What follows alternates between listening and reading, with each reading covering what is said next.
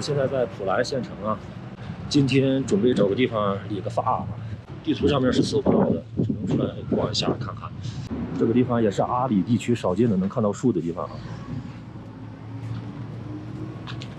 我们在这条街上已经走了一遍了，都没找到理发的地方。我分析啊，有可能这个理发店没有开到街两边，因为我感觉这个街两边可能租金比较贵啊，全是饭店和超市啊，会不会是在里边呢？果然被我猜中了啊，要去到小街上面才有啊。咱们在西藏阿里地区理了个发啊，一下变成精神小伙了啊！不知道这个理发水平咋样啊？接下来我们准备去打个水啊。之前我一直在加油站加啊，昨天在这边看到有那个取水点啊，我们看一下干不干净啊？就这个取水点啊。对啊，我们原来水是很干净的啊，很清的啊。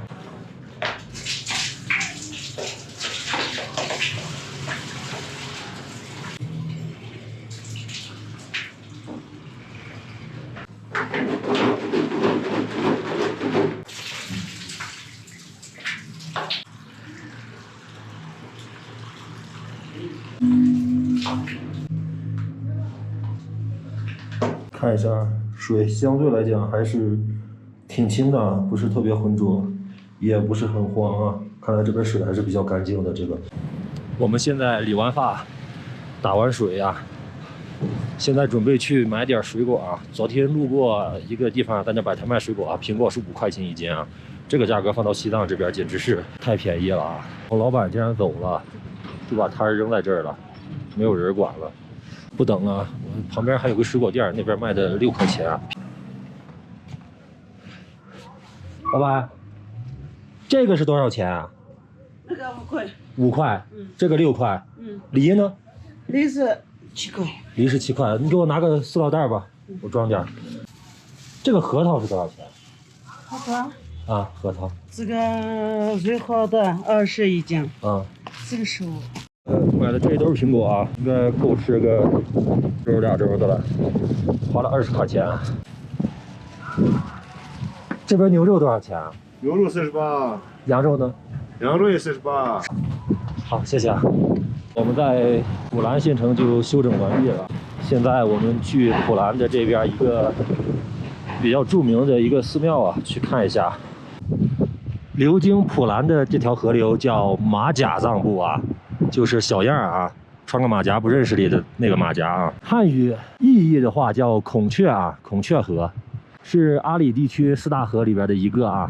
孔雀河从普兰这边啊一直往下流，流到印度那边，将来就变成了恒河的一个支流啊。普兰这边的地貌特别的奇特啊，全是这种黄土啊，有点类似于黄土高坡那种感觉了啊。我们前面要去的古宫也叫离别崖、飞升崖啊，然后现在这边景区好像是在维修啊，我们步行过去看一下。现在前面的这个桥叫东风桥啊，在2000年以前的时候，大家都是走这个桥渡过这个孔雀河两岸的。然后呢，2000年的时候修建了这座新的大桥啊，这座大桥就可以走车了，非常的宽敞。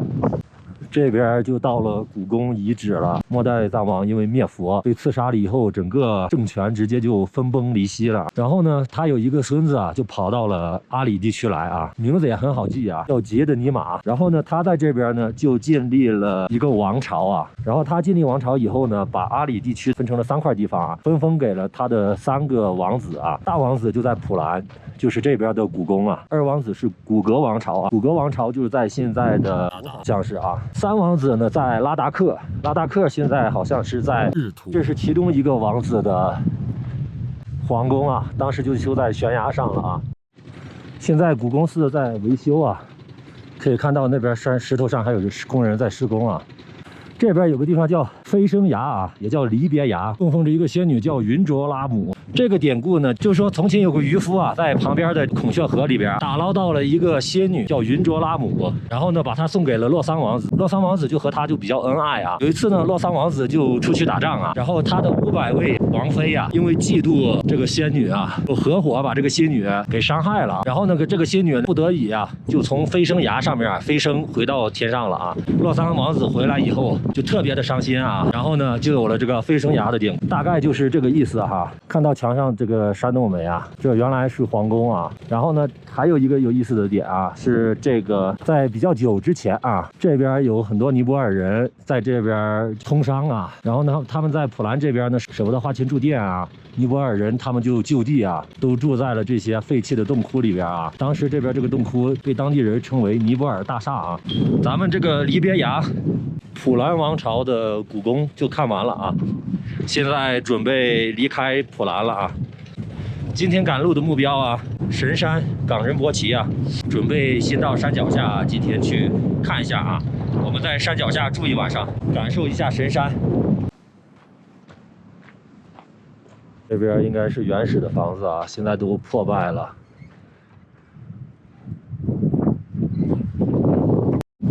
我们来西藏一直没有说进入过人家居民家的家里看看是什么样子的啊。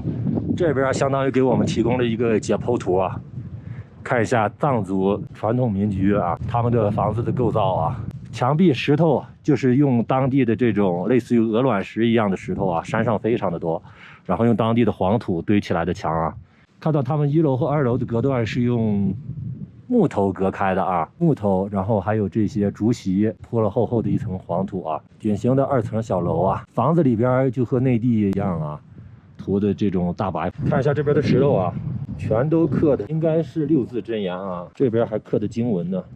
刚才割了半斤牛肉啊，买了2罐啤酒啊，牛肉是80块钱1斤啊。现在我们朝神山冈仁波齐开啊，我们现在到神山脚下的塔尔钦这边了啊。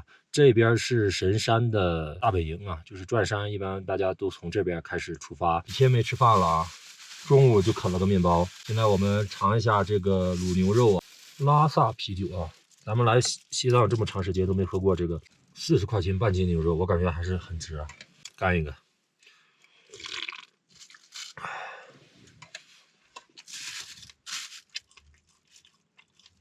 现在外边是0度啊。昨天到普兰的时候就下着大雪啊，不过这边雪下得大，化的也快。然后为什么我现在不住店了？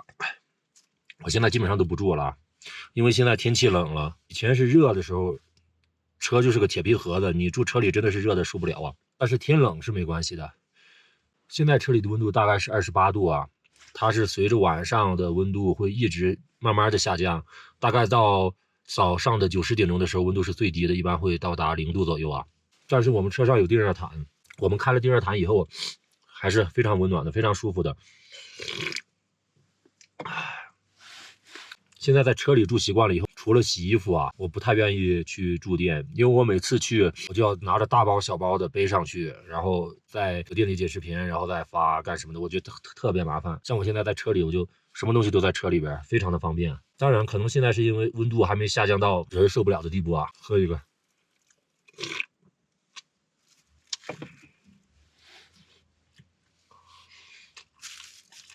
这牛肉还挺好吃的，这样算起来，这个肉其实挺值的。在阿里这边啊，随便炒个素菜基本上都要30块钱啊。